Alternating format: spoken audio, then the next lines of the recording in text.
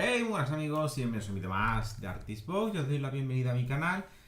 Y bueno, que vamos a seguir hablando de la magia y en este aspecto en la magia en la Edad Moderna.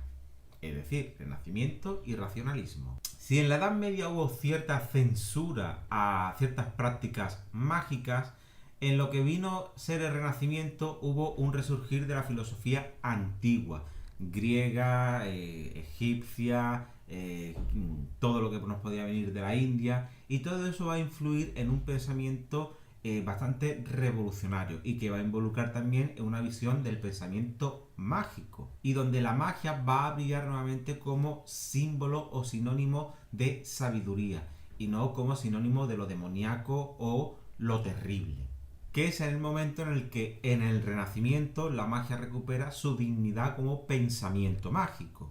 Y es que el Renacimiento marcó un antes y un después para el resurgimiento del pensamiento mágico, donde pensadores como por ejemplo Marsilio Ficino, que os dejo por aquí el nombre y alguna foto, o Pico della Mirandola, te dejo también nombre y foto por aquí, o el más famoso de todo, que es Giordano Bruno, vieron en la magia no una superstición, sino una forma del conocimiento supremo y superior del universo, de cómo conectar con el cosmos, con lo divino. Y en este aspecto nació lo que hoy podríamos conocer como magia renacentista, que era la combinación de hermetismo, cábala y lo que se llamaba filosofía natural que llevamos arrastrando desde los griegos. Y para estos filósofos que se empezaban a dedicar a esta disciplina, entender la magia era entender la relación del microcosmos, es decir, yo como individuo, y el macrocosmos, que era el resto del universo. Pero por muy bonito que lo tengamos que pintar, tenemos que recordar que también en esta época, bueno, Giordano Bruno será perseguido por sus ideas y es cuando en la caza de brujas, final de la Edad Media, principio del Renacimiento, va a estar en todo su auge y sobre todo en el centro de Europa, donde cualquier actividad que se pueda interpretar como sobrenatural o de bruja va a ser perseguida y literalmente vas a ser quemado en una hoguera. Que los motivos podían ser otros, la verdad es que ya se merece un vídeo aparte el tema de la quema de brujas, pero por ahora lo dejo aquí.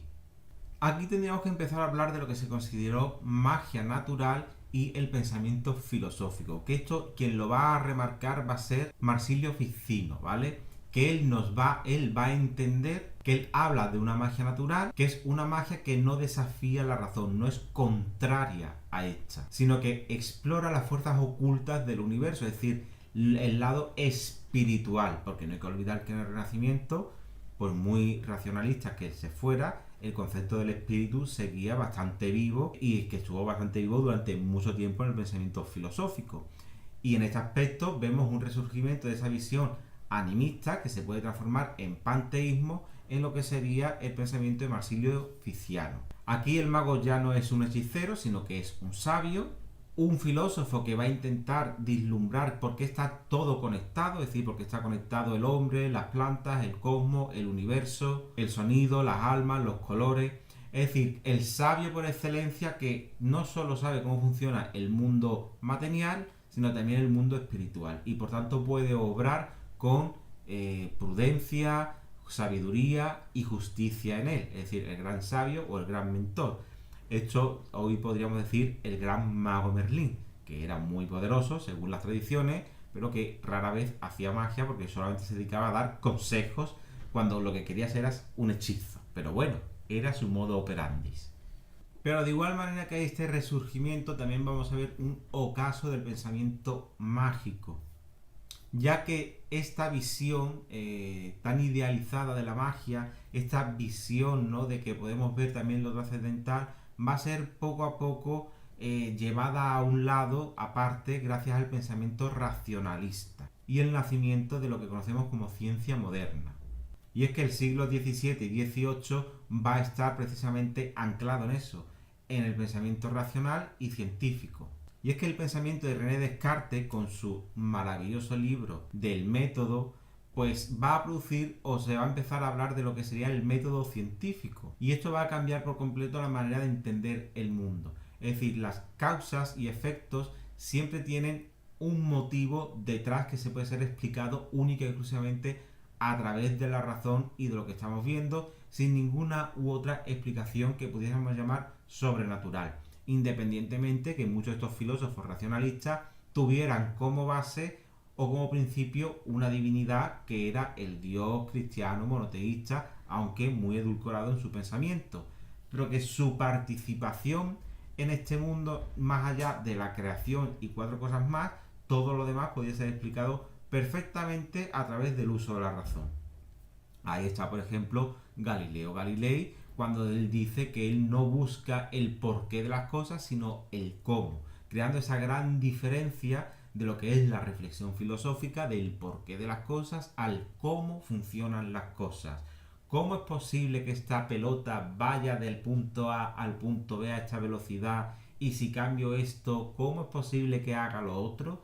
Es decir, ahí estamos viendo una verdadera separación del pensamiento científico que se está empezando a generar, del pensamiento mágico que se está quedando cada vez más aislado y también anclado.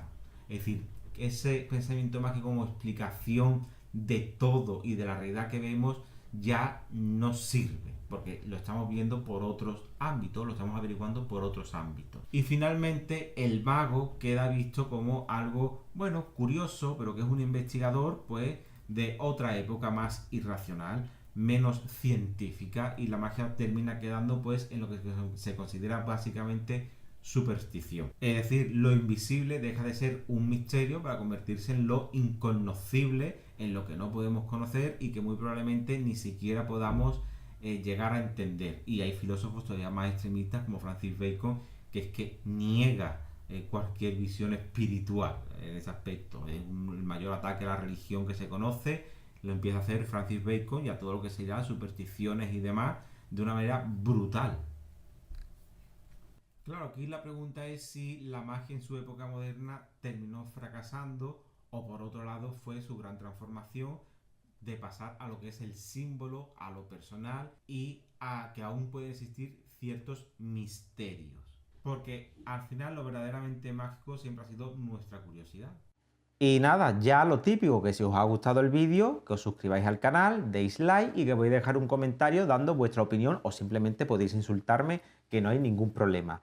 Por otro lado, de recordar que en la descripción del vídeo vais a tener toda la información cronológica de lo que hemos hablado, así como toda la bibliografía posible. Vais a tener también enlace a mis redes sociales, sobre todo Instagram, que hago muchas encuestas que sé que vais a participar y que os va a encantar y donde hago mucho el payaso y por donde podéis ver mi arte. También el canal de Telegram, que perfectamente hay mucho material didáctico y descargable y editable, que esto es muy importante. Así como que también podéis seguirme en mis otros 2 canales de YouTube. Y nada, que tenéis también mis tiendas donde vendo mi trabajo digital y mi trabajo físico a nivel de artista, que si queréis apoyarme os podéis hacer miembro del canal o incluso iros a Patreon. Así que un abrazo muy fuerte y hasta el próximo vídeo. Adiós.